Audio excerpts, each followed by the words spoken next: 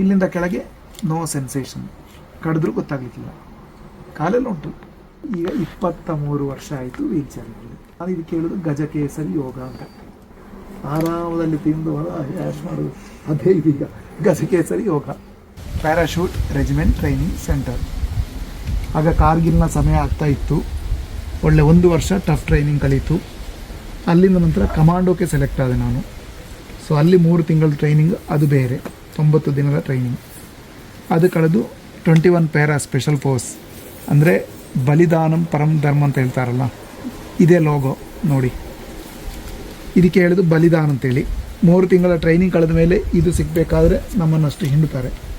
ಅಂದರೆ ಕಬ್ಬಿನ ಮೆಷಿನಿಗೆ ಹಾಕಿದ ಕಬ್ಬು ಹೋಗಿ ಹೋಗಿ ಹೋಗಿ ಲಾಸ್ಟ್ ಬಾಕಿ ಆಗ್ತದಲ್ಲ, ಪಿಂಟೆ, ಅದೇ ಹಾಗೆ ಒಂದು ಕಮಾಂಡೋದ ಅಷ್ಟು ಟಫ್ ಟ್ರೈನಿಂಗ್.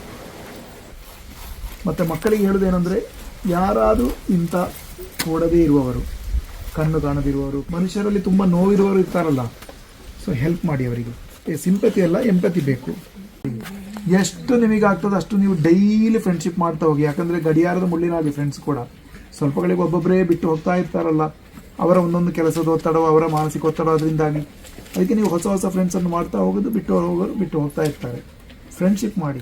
ಈಗ ಚೈಲ್ಡ್ಹುಡ್ ಈಗ ಬರೋದು, ನಾವು ದೊಡ್ಡದಾಗಿ ಈಗ ನಾವು ಹೇಳ್ತೇವೆ ನಮಗೆ ಸಣ್ಣ ಮಕ್ಕಳಾಗಿ ಜೀವಿಸಬೇಕಂತೇಳಿ. ಇಷ್ಟೊಂದು ಒಳ್ಳೆಯ ಒಂದು ಲೈಫ್ ಬೇರೆ ಯಾವುದೇ ಒಂದು ಇದರಲ್ಲಿ ಸಿಕ್ಕೋದಿಲ್ಲ, ಮಕ್ಕಳ ಒಂದು ಲೈಫ್.